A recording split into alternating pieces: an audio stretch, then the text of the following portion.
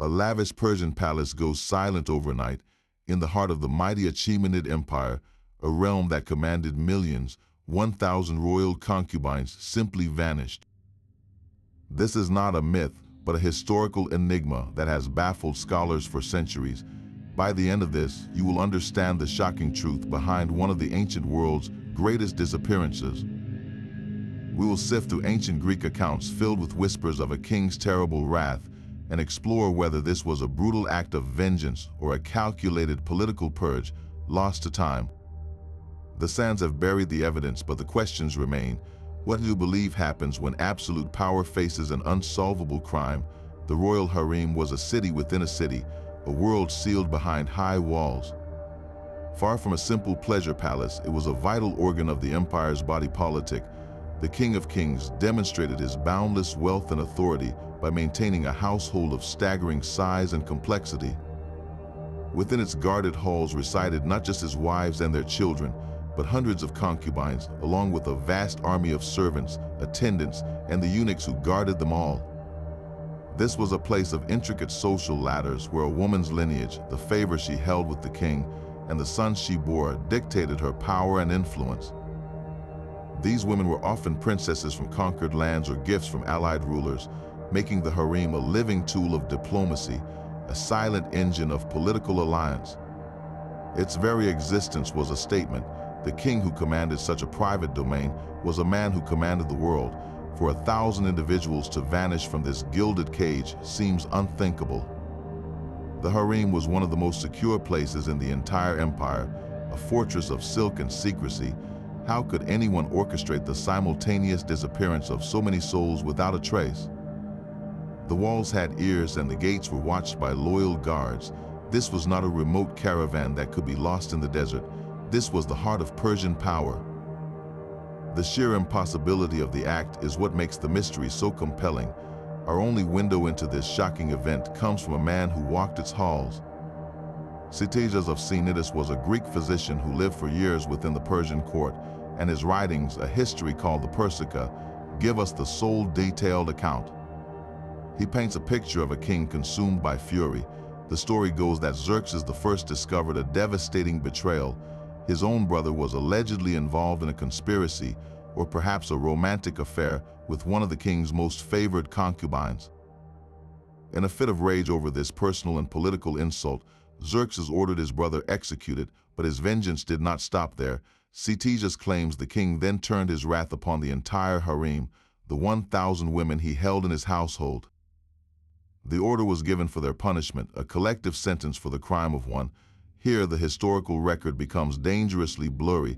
Some interpretations of the ancient texts suggest a mass execution, a single horrifying act of violence. Others whisper of exile of 1,000 women forced into the endless desert, left to vanish beneath the sands. The exact fate remains one of history's darkest ambiguities. Yet we must look critically at the man holding the pen. Ctesias is a problematic source. He was known for embellishing his stories, for weaving dramatic tales to entertain his Greek audience. He held a clear anti-Persian bias, often portraying their kings as cruel and decadent despots. So are we reading a factual report or a piece of political propaganda designed to make the empire's enemy look monstrous? Separating potential fact from likely fiction in his account is a historian's greatest challenge.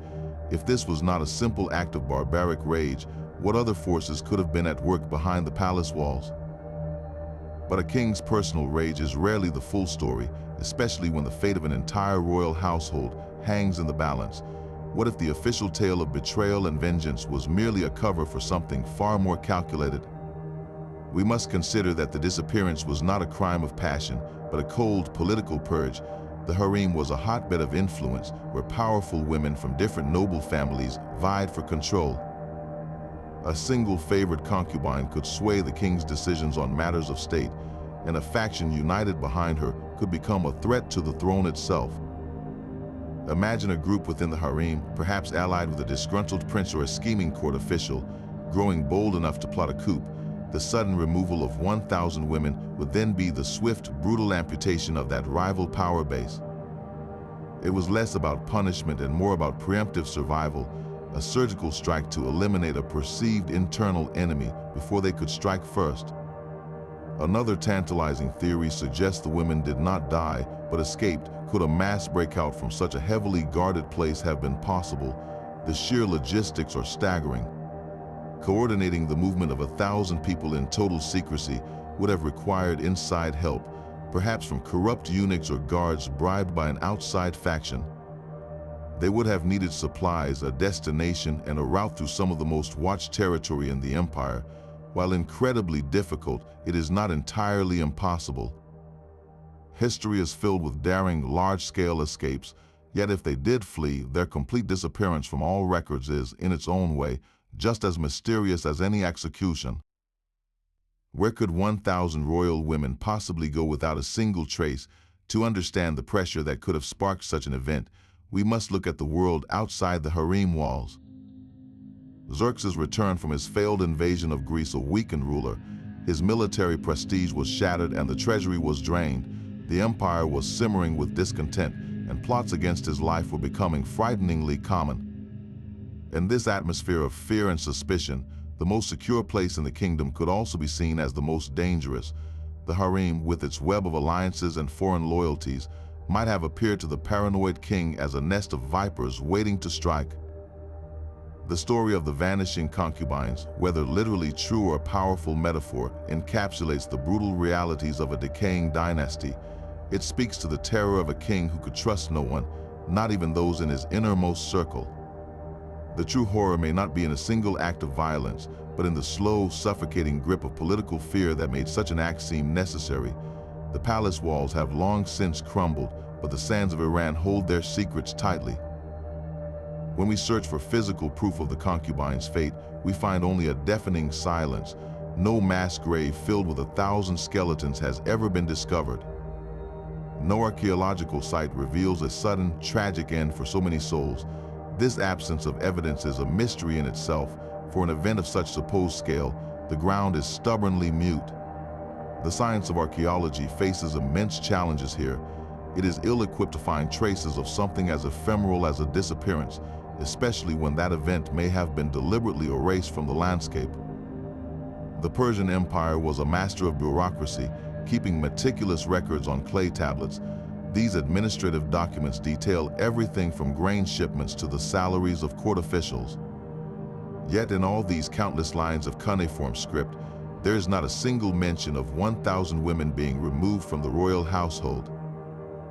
How could such a massive logistical event, whether an execution, an exile, or a purge, leave no paper trail whatsoever? The royal inscriptions carved into mountainsides celebrate the king's power and piety, boasting of his victories over foreign enemies and his divine right to rule. They speak of order and control. You will find no mention of internal chaos, of a harem emptied by the king's own command.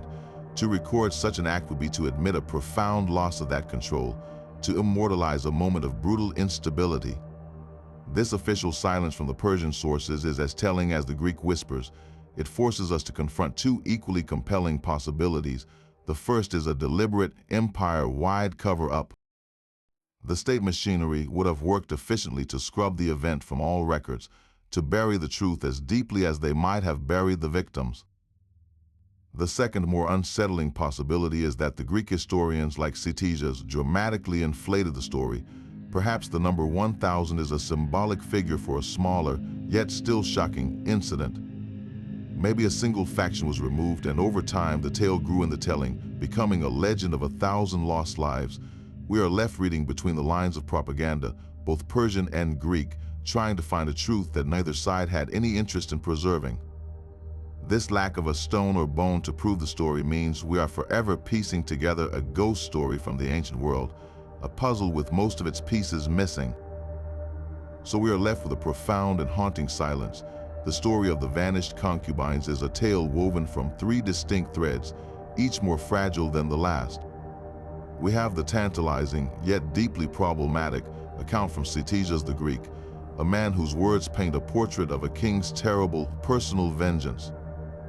We have explored the plausible political motivations, the idea that this was not rage but a cold, calculated purge of a rival power base within the gilded cage of the harem. And we are confronted always by the frustrating and absolute lack of concrete evidence, the missing bones and the silent clay tablets that refuse to confirm a single detail. This mystery endures not because we can solve it, but because of what it represents. It speaks to the absolute cruelty of unchecked power, the fragility of lives deemed invisible, and the terrifying ease with which people, even 1,000 of them, can be erased from the official story. Their fate forces us to confront the darkest corners of ancient rule, where truth was the first casualty.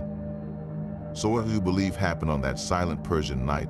Was it a brutal act of royal vengeance, a single moment of horrific violence, or was it a dark political maneuver, a necessary evil in the deadly game of empires? Perhaps it is something else entirely, one of history's most enduring ghost stories, a legend that has outlasted the stones of the palace itself. The sands of time keep their secrets well. We want to know what you think. Share your own theories in the comments below. Which of these possibilities feels most true to you? And if you are captivated by the shadows of the past, subscribe for more journeys into the world's greatest historical mysteries. How many other stories of the lost and the forgotten are still waiting, buried just beneath our feet?